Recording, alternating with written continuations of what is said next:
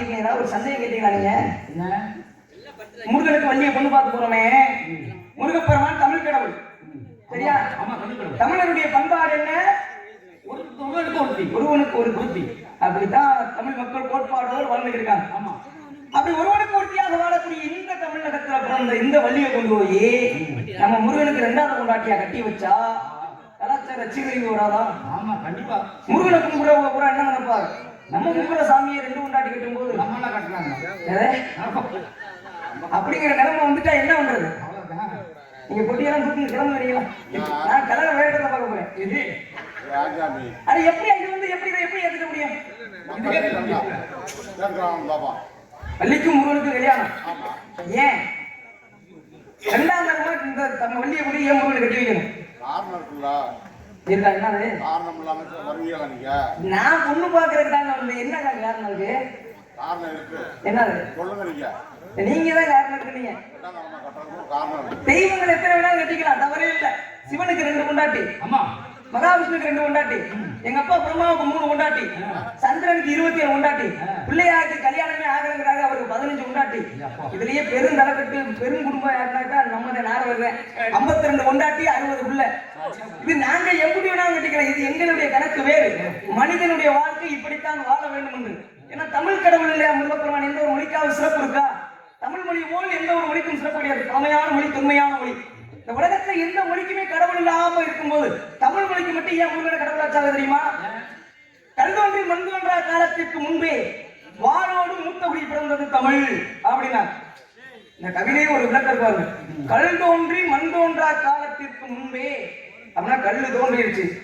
ஒரு பெரிய சர்ச்சை இந்த கவிதைகள் இருக்கு. முதல்ல கல்லு தோன்றுச்சா மண்ணு தோன்றுச்சான்னு, கல்லுல இருந்தா மண்ணு வருதுன்னு சொல்லி ஒரு சர்ச்சை போய்கிறது.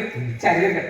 அப்ப கல் தோன்றி மண் தோன்றா காலத்திற்கு முன்பே அப்படின்னா இந்த பூமியில இதெல்லாம் தோன்றுவதற்கு முன்பாகவே மூத்த குடி பிறந்ததாம் தமிழ். இந்த உலகத்திலே முதல் குடிமகன் யாருன்னு கேட்டா எம்பெருமான் சிவபெருமான் ஆதியும் மந்தமும் இல்லாத அநாத ரட்சகன். அப்படிப்பட்ட சிவனிடத்திலே தோன்றிய தமிழ் மொழியை எல்லாம் எம்பெருமான் சிவபெருமான் முருகனுக்கு எடுத்துரைக்க, முருகப்பெருமான் அகத்தியருக்கு எடுத்துரைக்க, அகத்தியரால் பாண்டிய நாட்டிலே மதுரை என்பதிலே 3 தமிழ் சங்கங்கள் அமைத்து தமிழை வளர்த்தார்கள். தேவலோகத்தில் இருந்த தமிழ் மூலகத்திற்கு வருவதற்கு அடிப்படை காரணமாக இருந்தவன் முருகப்பெருமான். அதனாலதான் முருகனை தமிழ் கடவுள்ங்கிறோம். அது மட்டுமல்ல, உயிரெழுத்து 12 முருகனுக்கு கரங்களாகும், மெய்யெழுத்து 18 முருகனுக்கு விழிகளாகும், ஆயுத எழுத்து ஒன்றை தன்னுடைய கையில் வைத்திருக்கக்கூடிய வேலாயுதமாகவும் தாங்கி வைத்திருக்கிறார். அதனாலதான் தமிழ் எழுத்துக்களுக்கும் முருகனுடைய உருவ ஒற்றுமைக்கும் ஒரு தொடர்பு இருப்பதனால் தமிழ் கடவுள் முருகன் அப்படிங்கிறோம். அப்ப எங்க கணக்கு வேறு. நீங்க எங்க கணக்குல வந்தீங்கன்னா ஒன்னும் கடையை சமாளிக்க முடியாதுங்களா? அப்புறம் நீங்க எப்படி நாங்கள் 2 எடுத்துறீங்க? வள்ளியினுடைய அழகை கண்ட பெருமானுக்கு எடுத்து சொல்ல வேண்டும் என்றால் மீண்டும் ஒரு முறை இவருடைய அழகை வர்ணித்து விட்ட பிறகு நாரதர் யார், எதற்காக வந்து கலகம் செய்கிறார் என்ற செய்தியை எல்லாம் கூற வேண்டும் என்றால் இவருடைய அழகை கண்ட பெருமானுக்கு எவ்வாறு தூது விட வேண்டும்? நாரதர் ஆசைதாரர் சொன்னீங்க என்னங்க இப்படி உட்காந்து கேட்கல, கதை சொல்ல மாட்டேன். நாரதர் ஆசைதாரர் சொன்னீங்க. நாரதருக்கு ஆசைகள் எல்லாம் இருந்தது. நாரதன் ஒரு பெண்ணை காதலித்தான். நாரதர் மட்டும் காதலிக்கல, நாரதரும் பருவத முனிவரும் உற்ற நண்பர்கள். இவங்க எங்க போனாலும் எங்க போயிட்டு வந்தாலும் ஐயா இன்னைக்கு இதை பார்த்து இதை செஞ்சுன்னு ஒருத்தர் பரிமாறிக்குவாங்க. நாரதர் ஒரு நாள் பூலோகத்துக்கு இறங்கி வராரு, ஒரு பெண்ணை பாக்குறாரு, அழகா இருக்கு. பெண்ணை பார்த்தோன்னே நாரதருக்கு கல்யாணம் பண்ணிக்கணும்னு ஆசை வந்துருச்சு. அந்த பிடிச்ச நேரத்தை பாரு, என் தேவலோகத்துல இருக்க அழகா ரொம்பயுமே எனக்கு திலோத்தமை ஊர்வசி அம்பிட்டு அழகா இருக்க பிள்ளைகளா விட்டுட்டு பூலோகத்துக்கு இறங்கி வந்தேன். பழக பாலம் பிடிக்கும் தெரியுமா? மேல ஒருத்தையா பார்த்து சலிச்சு போனால பூலோகத்துக்கு வந்தாரு, பார்த்தாரு, பிடிச்சு போச்சு. அப்ப எது பண்ணாலும் அவர் நண்பன் சொல்லிடுவார்ல. ஒரு பருவத முனிவர்கிட்ட போறார், யார் பூலோகத்துக்கு இறங்கி போனேன், அழகான பெண்ணை பார்த்து திருமணம் பண்ணிக்கலாம்னு நினைக்கிறேன் அப்படின்னு நானும் சொல்ல. பருவத முனிவர் நானும் பூலோகத்துக்கு போனேன், நானும் ஒரு பெண்ணை பார்த்தேன், நானும் அந்த பெண்ணை கல்யாணம் பண்ணிக்கலாம்னு நினைக்கிறேன். 2 பேரும் ஒரே நாள்ல கல்யாணம் வச்சுக்கலாமே, ஏன்னா நண்பர்கள் ஆச்சு. சரி முடிவு பண்ணியாச்சு. 2 பேரும் பூலோகத்துக்கு நீ காதல் வச்ச பிள்ளைய காட்டு, நான் காதல் வச்ச பிள்ளைய காட்டுன்னு பூலோகத்துக்கு இறங்கி வரும். இறங்கி வந்தா அம்பரீஷனுடைய அரண்மனைக்கு போறாரு நானூறு, இவரும் பின்னாடியே வர்றாரு.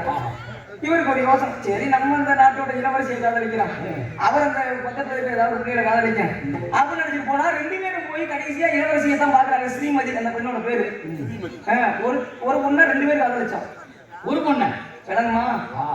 ஒருத்தன் காதலிச்சாலே விளங்காது. அப்ப அவங்க அப்பாட்ட போய் பொண்ணு கேட்டோன்னு, என்னடா 2 பேரும் ஒரு பிள்ளை கேட்டு வந்திருக்கீங்க, யாரு கட்டி கொடுக்குறது? அப்ப நாளைக்கு அந்த பொண்ணுக்கு சுயவரம் பொண்ணு கையில மாலையை கொடுத்துட்டு அந்த பொண்ணுக்கு யாரை பிடிச்சதோ அவர் கழுத்தை போட சொல்லுவாங்க. அவர் தான் மாப்பிள்ள. நாளைக்கு இன்னைக்கு வீட்டு நாளைக்கு வாங்கன்றாரு அப்பா. அப்ப விழுவர்ல என்ன பண்றாரு? நாரதர் பாட்டன் பரதாமன் போய் எந்நேரமும் சதாசர்வகாலமும் நாமத்தை தவிர வேற ஒரு நாமத்தை நான் உச்சரித்ததே கிடையாது. அப்பதான் பெருமாள் கேட்கிறார், என்ன நாரதரே வழக்கத்துக்கு மாறா இன்னைக்கு பேச்சு வருது, எது உங்களுக்கு என்னால ஆக வேண்டியது இருக்கான்னு கேட்க. அப்பதான் சொல்றாரு நாரதர், ஐயா அந்த நடந்த விஷயத்தான் சொல்லி நாளைக்கு எப்படியும் பர்வத முனிவர் வருவாரு, அந்த ஆள் அப்படியே வந்தாருன்னா பொண்ணு நமக்கு கிடைக்காது, அதனால அந்த முகரையை கரடி முகரையா மாத்திருங்க. பாருங்க, ஒரு பொண்ணுக்காக உற்ற நண்பன் அவருடைய முகத்தை கரடி முகமா போகட்டும் ஒரு வரத்தை கொடுங்கன்னு கேட்டார். நாரதர் கேட்டா பெருமாள் இல்லங்க போறாரு, உடனே தந்தையின் வரத்தைட்டார். அந்த ஆள் போய் பர்வத முனிவர் என்ன பண்ணிட்டாரு, ஐயா நாளைக்கு எப்படி நாரதர் வருவாரு, அதனால நாரதர் முகத்தை குரங்கு முகமா மாத்திருங்க. நல்ல நண்பர்கள் அவன் கரடி, நான் குரங்கு, நாங்க ரெண்டு என்ன பண்றோம், சரி நாளைக்கு எப்படி பஞ்சாயத்து வந்தாலும் வரும், அதனால துணைக்கு நீங்களும் வாங்க கூட்டத்துக்கு அப்படின்னு தலைவரை பஞ்சாயத்து தலைவரை பெருமாளை கூட்டிட்டு போயாச்சு. 3 சிம்மாசனம், முதல்ல பர்வத முனிவர், அடுத்த நாரதர், மூன்றாவதாக நாராயணன். 3 பேர் உட்கார்ந்து பொண்ணு கையில மாலையை கொண்டு விடுறா. பொண்ணு கிட்ட போனவங்க 2 பேர், யாருக்கிட்டாலும் மாலை போடணும். மாலை கொண்டுகிட்டு வந்தவ அவனை மேலே இங்கேயும் பார்த்தா. ஏன் அவன் எப்படி மாறி இருக்கான், கரடி. கரடிக்கு உடம்பு பூரா எப்படி இருக்கும், அப்படி இருக்கும்போது முகரை எங்க இருக்குன்னு தேடிக்கிட்டே தெரிஞ்சுக்கு.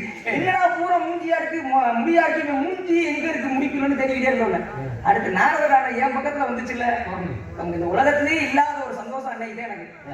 ஏன்னா பொண்ணு கேட்டு போனது 2 பேர்ல அவனுக்கு மாலை போடலாம், யாருக்கு போடணும், நமக்கு தாண்டா பொண்ணு நினைச்சுக்கிட்டு இருந்தா அந்த அம்மா என்ன நினைச்சிருச்சு, அவனையாவது மேடைகளை விட்டு பார்த்துச்சு. என் பக்கத்துல வந்து 2 முக்குதே, எப்படி முக்கு,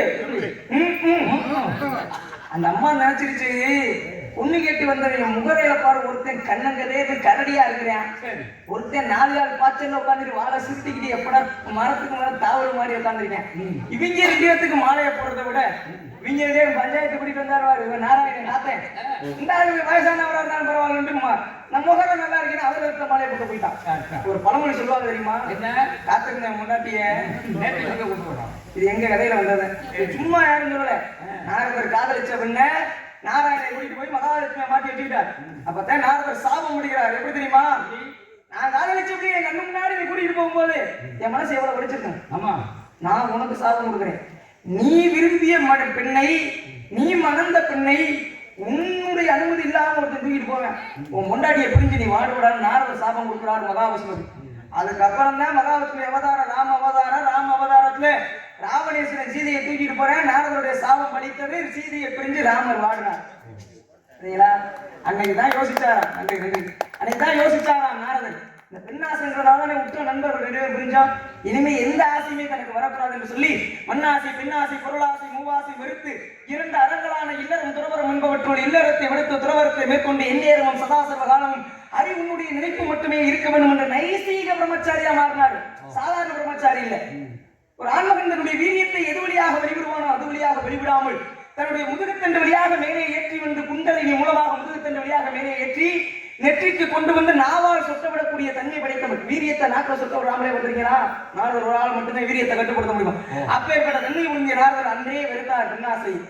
அன்னை பாட சொன்னதுக்காக இந்த கதை, அதுக்காக நாரதருடைய மனதுக்குள்ளும் ஒரு ஆசை இருந்தது என்ற நோக்கத்தோடு இவருடைய அழகை வர்ணிக்க வேண்டும் என்றால் பொன்மானை தேடி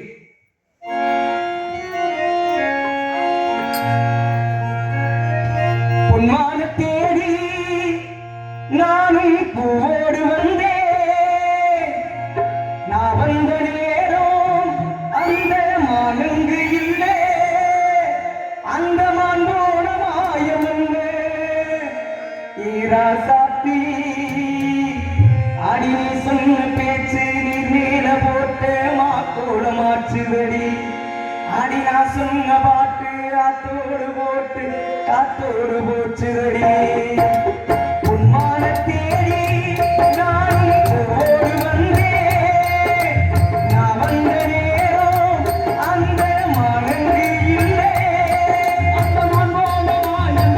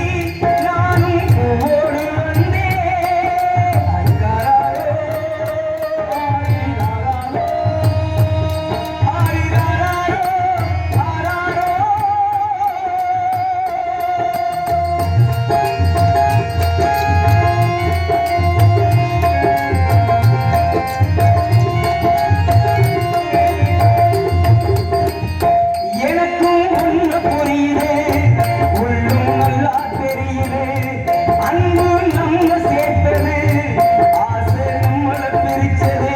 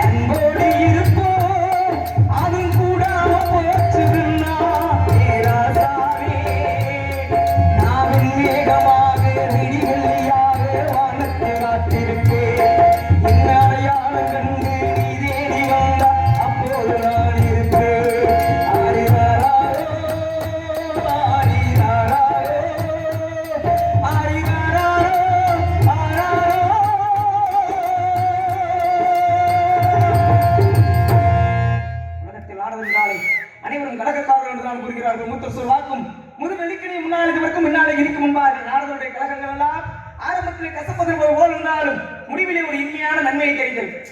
இந்த பூலோகத்துக்கு இறங்கி வரும்போது மனசுக்கு ஒரு சின்ன சங்கடம் இருக்கு. என்ன? இறைவன் எங்க இருக்கிறார் கேட்டா என்ன சொல்லுவோம்? எல்லா இடத்துலயும் எல்லா இடத்துலயும் இருக்கிறவர் தான் இறைவன். ஆமா, எல்லா இடத்துலயும் இருக்கிற இறைவனுக்கு ஒவ்வொரு ஊர்லயும் ஒரு இடத்துல கோயிலை கட்டி அங்கதான் சாமி இருக்குதுன்னு ஏன் சொல்றோம்? என்ன சொல்றான்? இறைவன் எங்க இருக்கிறார்? எல்லா இடத்துலயும் இருக்கார். அதுக்கு ஒரு உதாரணம் தான் தூணிலும் இருப்பார், துரும்பிலும் இருப்பார். அவங்க நரசிம்ம அவதாரம் எடுத்து காட்டு. இன்னமும் புரியுற மாதிரி சொல்லணும்னா ஒரு விளக்குல விளக்கு பத்த வைக்கிறோம். அந்த விளக்கினுடைய ஒளி ஒரு பக்கம் தெரியுமா? எல்லா பக்கம் தெரியுமா? எல்லா பக்கம் தானே இருக்கு. அதுதான் இறைவன். இறைவன் எங்க இருக்காரு? எல்லா இடத்துலயும் இறைவன் இருக்கிறார். எல்லா இடத்துலயும் இறைவன் இருக்கும் போது எதுக்கு ஒரே ஒரு இடத்துல அப்ப இங்க மட்டும் சாமி இருக்காரா? முருகனை பார்க்கறதுக்கு பழனியில போய் முருகனை வேணும்னாக்க நமக்கு நல்ல வரம் கொடுப்பாரு. ஏதாவது இருக்கா? எங்க இருந்தாலும் வேணும்னாலும் இறைவன் தானே. அப்புறம் எதுக்கு உலகத்துல ஊர்ல ஏதாவது ஒரு இடத்துல மட்டும் கோவில் இருக்கு அப்படிங்கிற கேள்விக்கு இருக்கட்டும். அந்த கேள்வி அப்படியே இருக்கட்டும். எல்லா சாமிக்கும் கோயில் இருக்குல்ல, குடிச்சுக்கிட்டே பேசுங்க. குடிக்கிற கதை என்ன கதை? எல்லா சாமி கோயில் இருக்கு. சிவனுக்கு இருக்கு, பெருமாளுக்கு இருக்கு, பிரம்மாவுக்கு இருக்கு, சனி பகவானுக்கு இருக்கா? சனி பகவான் இருக்கு. எமனுக்கு அவ்வளவு உயிர். நீங்க எனக்கு பதில் சொல்லுங்க. கேள்விதான் கேட்க மாட்டேன், சும்மா பேசுறாரு. சிவன் இருக்கு, சிவன், முருகன், பிள்ளையாரு, ஐயப்பே, மந்தையமே, மாரியமே, எல்லா சாமிக்கும் கோயில் இருக்கு. அதுக்கெல்லாம் போய் நம்ம என்ன வர கேட்போம்? சாமி கை காலத்து கொடுத்து கொடுக்க பிள்ளைகள் தான் இருக்கு, 4 பேர் மதிக்கிற மாதிரி வாழணும் அப்படின்னாலே கேட்கலாம். சனி பகவான் கோயில் இருக்கு இல்ல, அவருக்கு கோயில் கட்டி அவர்கிட்ட போய் நம்ம என்ன வர கேட்கிறது? சனி பகவான் உயிரை பிடிக்கிறாரு. என்ன 7 முடிச்சிடாத விட்டுறாத அப்படின்னா கேட்கறது? விட்டுருவாரா நம்மள? கேட்கிறான். அதாவது மனிதனுடைய தன்மை. முருகன் போய் எனக்கு அதை கூட இதை கொடுங்கிறோம். ஒரு கோரிக்கை வைக்கிறான். அந்த மாதிரி சனி பகவான் போய் கோரிக்கை வைக்கிறான். எப்படி வைக்கிறான்? யாரையும் பிடிக்காம இருக்க மாட்டாரு. சிவபெருமானை பார்க்கறதுக்கு சனி பகவான் கைலாயத்துக்கு போயிருக்காரு. அப்ப கைலாயத்துக்கு போனோடனே சிவனுக்கு நறுக்குன்னு என்ன சனி பகவான் நம்மளை நோக்கி விடுறாரு. இன்னைக்கு என்னையா வந்த விஷயம் பார்த்தே சிவபெருமானை பார்த்து சனி பகவான் சொல்றாரு, 7:30 ஆரம்பிச்சிருச்சு, உங்களை பிடிக்க வேண்டிய நேரம் ஆரம்பியா அப்படிங்க. அப்பதான் சிவனுக்கு வேண்டாம், உலகத்துல 5 தொழிலுக்கு அதிபதி நான், ஆக்கல், அழித்தல், காத்தல், அருளல், மறைத்தல் 5 தொழில் ஏங்க இருந்துச்சு. அதைத்தான் ஒவ்வொருத்தரையும் பிடிச்சு கொடுத்தேன். ஒன்னே ஒருத்தனை படைச்சு உனக்கு ஒரு வேலையை கொடுத்து எல்லாத்தையும் பிடிதான், நான் தான் உனக்கு வேலை கொடுத்தவனே, என்னையவே பிடிக்க முடியாதான்னு சொல்லிவிட்டு சிவபெருமான் என்ன பண்றாரு? ஒரு வாய்க்கால போய் நாரையா மாறி உட்கார்றாரு. எப்படி மாறினாரு? நாரையா மாறி உட்கார்றாரு. அப்பதான் சனி பகவான் என்ன சொல்றாரு? எப்போ நீங்க எல்லாத்தையும் விடுறான்னு சொன்னீங்களோ எல்லாருக்கும் சிவனும் அடக்கண்ணே. அப்ப சிவனும் அடக்கணும்னா உன்னை விட்டு விட்டுவிடா. அப்ப எந்த வாய்க்கால சிவபெருமான் நாரையா மாறினாரோ அந்த வாய்க்கால சனி பகவான் கெளுத்தி மீனா போறாரு. கெளுத்திய மீனை பார்த்தா நாரை என்ன பண்ண? கெளுத்திக்கு முக்கியமான முள்ளு 2 பக்கத்துக்கு முதுகுல இருக்கும். இந்த நாரையா உட்கார்ந்துருக்க சிவபெருமான் கெளுத்தியா வர்ற சனி பகவான் தெரியாம கொத்தி முழுங்க, முள்ளு போய் நாரையோட தொண்டையில குத்த சனியை முடித்தார் சிவபெருமானுக்கு. அதனால ஒரு பழமொழி சொல்லுவா தெரியுமா? சனியை முடிச்ச நாரை முடிக்கும். இது உண்மைதான், சிரிக்காதீங்க. ஒரு பழமொழிக்கு அர்த்தம் இருக்கு. இதை நான் ஒரு ஊர்ல பேசியிருந்தேன், வலைதளத்துல எடுத்து போட்டு யூடியூப்ல போட்டிருந்தாங்க. அதுல ஒருத்தர் கமாண்ட் பண்ணியிருந்தாப்புல, அதை பார்த்தேன். அப்ப அதுல என்ன சொல்லியிருக்காப்புலன்னா, நாரையா மாறி உட்கார்ந்து இருக்கிறது சிவபெருமான் தானே, அப்ப சிவனுக்கு தெரியாதா கெளுத்தியா மாறி வர்றது சனி பகவான். அவர் கேட்ட சரிதான், அவருடைய சிந்தனைக்கு அப்படி கேட்டிருக்காங்க. அதுக்கு நான் இன்னொரு அதே இதுல இன்னொரு இடத்துல அதே மாதிரி யூடியூப்ல சொல்லியிருக்கேன். ராமன் மகாவிஷ்ணுடைய அவதாரம், கிருஷ்ண பரமாத்மா மகாவிஷ்ணுடைய அவதாரம். ராமன் வந்து மனுஷனா பிறந்தார். மனுஷனா பிறந்த எல்லா பேரும் செத்துதானே ஆகணும். கடவுளுக்காக சாகாம இருந்தாரா? கடவுள் சாகுமா? வராது இல்ல. ஆனா அவதாரத்தின் மகிமையா ராமன் தன்னுடைய அவதாரத்தை முடிச்சாரா? கிருஷ்ணர் அவதாரத்துல கிருஷ்ண பரமாத்மா ஒரு வேடுவன் கட்டவர்கள் அடிச்சு கிருஷ்ணன் சாவார்ல, கடவுள் தானே. கடவுளுக்கு எப்படி சாவு வரும்? அவரவர் எந்தெந்த அவதாரம் எடுக்கிறாரோ அந்தந்த அவதாரத்தின் மகிமையாவே வாழ்வார்கள். ராமன் மகாவிஷ்ணுடைய அவதாரம். ராமன் நினைச்சிருந்தா பால் கட்டாம தன்னுடைய தெய்வ சக்தியை பயன்படுத்தி இலங்கை போய் ராவணேஸ்வரன் மீட்டு வந்திருக்க முடியாதா? ஏன் அவரை கஷ்டப்பட்டு பாலம் கட்டணும்? அவர் மனிதனாக வாழ்ந்தார், அவதாரம் எடுத்தார். அப்ப மனிதனுக்கு உண்டான குணாதிசயங்கள் மட்டுமே அவரிடம் இருக்கும். அந்த மாதிரி எம்பெருமான் சிவபெருமான் எடுத்தது நாரை, பறவை. பறவைக்கு உண்டான அறிவு 4 அறிவு. மனிதனுக்கு மட்டுமே 6வது அறிவு பகுத்தறிவு, முனிவனுக்கு 7வது அறிவு. அந்த அறிவுக்கு பேர் என்ன தெரியுமா? தெய்வத்துக்கு 8வது அறிவுனார். 8 அறிவுன்னு சொல்ல, 8வது அறிவு. மனுஷனுக்கு 6 அறிவு. இந்த 6க்கு 8க்கு இடையில இருக்கக்கூடிய அறிவு தான் 7வது அறிவு. இந்த 7வது அறிவு யாருக்கு இருக்குன்னா சித்தர்களுக்கு இருக்கும்பாங்க. 6வது அறிவு பகுத்தறிவுனா 7வது அறிவு என்ன அறிவு? அதான் நுண்ணறிவு அப்படிம்பாங்க. அப்ப பறவையாக மாறி உட்கார்ந்து இருக்கும் போது 4 அறிவு தான் எம்பெருமான் சிவபெருமான் பறவையாக தான் இருந்தார். அதனால சிவபெருமான் தெரியல. அப்பதான் சனி பகவான் பிடிச்சதுனால சிவனுக்கு 12ஆம் கட்டத்துல போய் உட்காராரு. சனி பகவான் ஒரு ராசியில 2, 4, 6, 8, 10, 12 போய் கட்டத்துல போய் உட்கார்ந்தாருன்னா அது பாடு ரொம்ப சிரமம். அதனாலதான் சிவபெருமான் திருவோட எடுத்துட்டு தெருவோட போய் சுடுகாட்டுல போய் நின்னாரு. சிவனையே தனியே உடலையே நம்ம கேட்டா விட்டுவாரா? சரி, யமனுக்கு கோயில் இருக்கீங்கல்ல, சொன்ன மாதிரி யமன்ட போய் என் உயிரை பிடிக்காத நான் கேட்கறது எப்படி? அவர் பேரு யம தர்மராஜா. கர்மத்தின் நிலையில இருந்து ஒரு மீறியது இல்லை. யமபட்டணத்துல யமனோட சிம்மாசனம் எப்படி இருக்குன்னா 2 மலை, 2 மலைக்கு நடுவுல அக்னி ஆறு ஓடுமா. அக்னி ஆறு ஓடும்போது ஒத்த தலைமுடியில இங்கிட்டு ஒரு முடிச்சு இங்கிட்டு ஒரு முடிச்சு, ஒரே ஒரு தலைமுடியில அந்த தலைமுடியில சிம்மாசனம் இருக்குமா. என்றாவது ஒரு நாள் யமதர்மன் தவறான தீர்ப்பு வழங்கி ஒருத்தனை பிடிக்கிறதுக்கு முன்னாடி, உயிர் புரியறதுக்கு முன்னாடியே, அவனுடைய ஆய்க்காலம் முடியறதுக்கு முன்னாடி உயிரை பிடிச்சிட்டாருன்னு வச்சுங்க, அந்த சிம்மாசனம் அருந்து விழுந்து அக்னிக்கு வந்து எமரிஞ்சாவன். உன்னைய ஒரு 20 வருஷம் உனக்கு வாழ்க்கை கொடுக்க சொல்லிட்டு அந்த சாயிருக்கா ஒரு 20,000 ரூபாய் காசு கொடுத்தா அதெல்லாம் ஒத்துக்குவாரு. யமனுக்கு எங்க கோயில் இருக்கு தெரியுமா? எங்கடா இருக்கு? நமக்கு பக்கத்துல இருக்குங்க, திருப்பஞ்சி. திருப்பஞ்சில யமனுக்கு ஏன் கோயில் வந்து தெரியுமா? திருப்பஞ்சில கோயில் இருக்கு. ஏன் இந்த கோயில் யமனுக்கு? திருநள்ளாறுல சனி பகவான் கோயில் இருக்கு. அங்க ஏன் சனி பகவானுக்கு கோயில் அப்படின்னா, சனி கிரகத்தினுடைய கதிர்வீச்சு நேரடியாக விழக்கூடிய இடம் திருநள்ளாறு. நிறைய இடத்துல இருக்கு. குச்சனூர்ல இருக்கு, நம்ம திருப்பதி சிவகங்கை மாவட்டம் திருப்பத்தூர் பக்கத்துல நந்திப்பட்டி இருக்கு. நவகிரகத்துல இருக்க சனி பகவான சொல்றாங்க. சனி பகவானுக்கு தனி சன்னதி இருக்கணும், தனி கோவில் இருக்கணும். அப்ப சனி கிரகத்தினுடைய நேரடி கதிர்வீச்சு இங்கே விழுது, திருநள்ளாறுல விழுது. அப்ப சனி கிரகத்தினுடைய பாதிப்புகள் இருந்தா திருநள்ளாறு போய் வந்தோம்னா அந்த பாதிப்புகள் குறையும் அப்படிங்கிறதுக்காகத்தான் திருநள்ளாறு. யமனுக்கு ஏன் திருப்பஞ்சலியில கோவில்? யமன் அங்க செத்து உயிரோட வந்திருக்காரு. யமன் உயிர் பெற்ற தலம் தான் திருப்பஞ்சலி. ஏன் தெரியுமா? 16 வயசு ஒரு பையன், பேர் பக்த மார்க்கண்டேயன். 16 வயசு வரைக்கும் உயிரோட இருக்கான். 16 வயசு ஆரம்பிச்சிருச்சு. அப்ப யமன் உயிரை பிடிக்க போறார். உயிரை பிடிக்க போகும்போது பையன் ஓடி போய் சிவலிங்கத்தை அமிர்தகரேஸ்வரர், திருக்கடையூர்ல இருக்கக்கூடிய அமிர்தகரேஸ்வரர் போய் கட்டி பிடிக்கிறான். ஒரு வீசின பாச கயிறு இவன் மேலே விழுகுது, லிங்கத்து மேலே விழுகுது. விழுந்த உடனே லிங்கத்திலிருந்து காட்சிகள் தென்பட்ட சிவபெருமான், ஏண்டா கயிறை போட்டவனாலே உயிரை பிடிச்ச சமம் தானே, என்னையவா பிடிக்க பார்க்கறது சொல்லி எட்டி முடிச்சார். சிவனுடைய உயிர், யமனுடைய உயிர் பிரிந்ததா. அப்ப யமன் செத்து போயிட்டார். பூமியில யாருக்குமே சாவு இல்லை. அதெல்லாம் யார் பார்க்கறது? அதான் மூமாதேவியினுடைய வேண்டுதலுக்கு இணங்கி மனிதனுடைய பாரம் தாங்கவே அப்படிங்கிறக்காக மறுபடியும் யமனுக்கு உயிரை கொடுத்த ஸ்தலம் தான் நம்ம திருச்சி மாவட்டத்திற்கு திருப்பஞ்சலி அப்படிங்கிற கோவில். சரிங்களா? நன்றி. காலதாமதம் காரியத்திற்கு கேட்டென்பார்கள். ஆகியால் அங்கு முன் அடையக்கூடிய ஆடவனை சந்திப்பதற்கு முன்பாக ஏன் தெரியுமா சொன்னேன்? உயிரை பிடிக்கிற யமனுக்கே கோயில் இருக்கீங்களே, நாரதருக்கு எந்த கோயில் இருக்கா? எங்கேயுமே கிடையாது. ஏன் கட்ட மாட்டீங்க? அவ்வளவுதான். அந்த ஊர் அதோட க்ளோஸ். சாமி, ஏமா அங்க வந்து நீ நல்ல பேரு. ஆசைப்பட்டு என் வீட்டுல கோயில் கட்டினேன். என்னாச்சு? ஆஹா. தீ பிடிச்சி எரிஞ்சு போச்சு. புடிச்ச விடா தீ குடிக்க தாசி விடா இருடா. கோயில் மட்டுமா உங்க பேரே வைக்க முடியாது யாருக்கு பிள்ளைகளுக்கு. அதான் ஏன் நாலு பேர் வைக்க மாட்டாங்க? நான் வச்சேன் சாமி. யாரு? என் பொண்டாட்டிகளுக்கு நல்லா இருக்கா? வாய்ப்படியில பார்க்கணுமே. நாரவர் உள்ளுக்குள் சக்கரவர்த்தி நோக்கத்தோடு நல்லவர்க்கெல்லாம்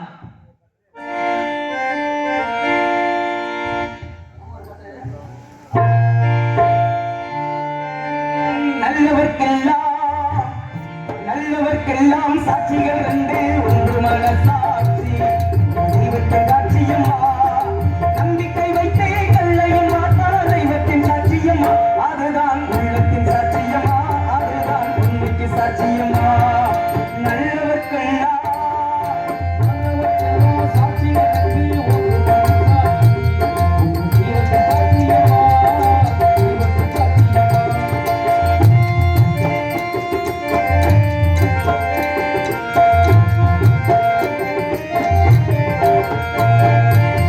நதி வெள்ளம் காய்ந்து விட்டால் நதி செய்த குற்றம் இல்லை நிதி செய்த குற்றம் இருந்து வேறு யாரம்மா காய்ந்து விட்டால் நதி செய்த குற்றம் இல்லை நிதி செய்த குற்றம் இன்று வேறு யாரம்மா பறவைகளே பதில் சொல்லுங்கள்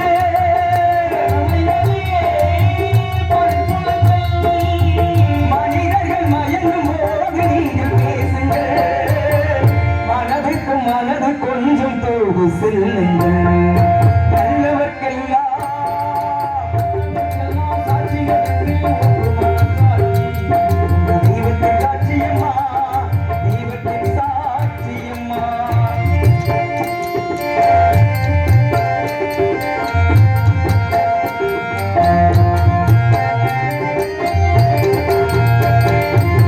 ஆண்டவன் அறிய நெஞ்சில் ஒரு துளி வஞ்சம் இல்லை அவனன்றி எனக்கு வேறு ஆறுதல் இல்லை அவன் அறிய நெஞ்சில் ஒரு துளி வஞ்சம் இல்லை அவனன்றி எனக்கு வேறு ஆறுதல் இல்லை மனிதனம்மா மயங்குகிறேன்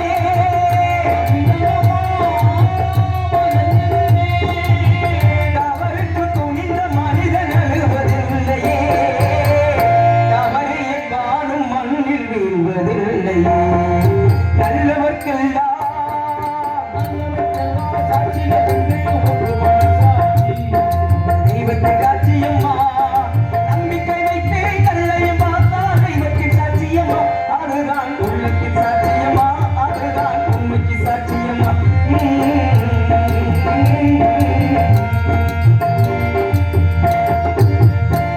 காலதாமதம் காரியத்திற்கு கடன்பார்கள் ஆகையால் கதையின் முறைப்படி அந்த மிகுந்தவர் தும்பினி முழங்க வரும் திருமணங்கும் எங்கள் கந்தசாமிக்கு தகுந்த இளவிரை இதழமும் பொற்றிருந்த மங்கையும் இந்த உலகிற்கே சொந்தவர்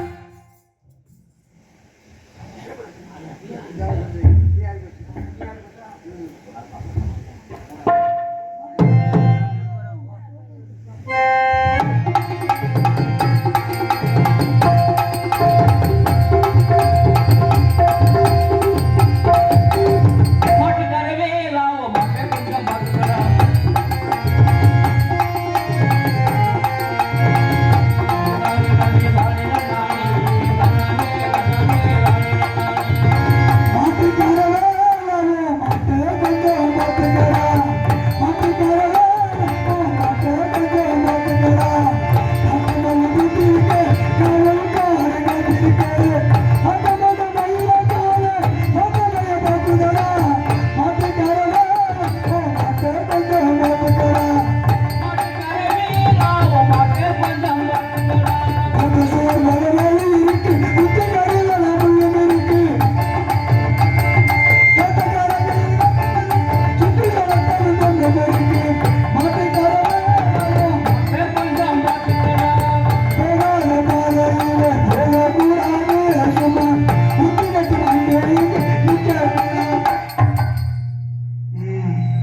இந்த பகுதிக்கு வரணும்னா ஒரு தகுதி வேணும். வந்திருக்கிறோம். எல்லாம் ஞான பயிர்கள். எனக்கும் ரொம்ப நாள் ஆசை மக்கள் வரணும் பேசணும் அப்படின்னு. நமக்கு முன்னாடி நாரதர் வந்தார், நிறையா பேசினார், அப்படின்னு சில கேள்வியெல்லாம் கேட்டாங்க. நாரதர் பேச பேச எனக்கு ஆசையாக தான் இருந்துச்சு. அவரும் நேரத்தை போக்கி நம்மளாம் நேரத்தை போக்கி அப்புறம் வள்ளிக்கு நாரதருக்கு தர்க்கத்துக்கு நேரெல்லாம் போச்சுன்னா நாளைக்கு என்ன சொல்லுவாங்க, நாடகம் அருமையான நாடகம் பப்புனு தான் நேரத்தை ஓட்டி விட்டேன் அப்படி நம்மளை கூட சொல்லுவாங்க. அப்படியெல்லாம் சொல்ல மாட்டாங்க. அப்ப போட்டு வாங்கலாங்கிறீங்களா? போட்டு வாங்குங்க. ஏன்னா தலை இருக்க மாடு ஆடலாம ஆடக்கூடாது. ஆடக்கூடாது யார் சொன்னா? தலை இருக்க வாழை ஆடக்கூடாதுன்னு யார் சொன்னது?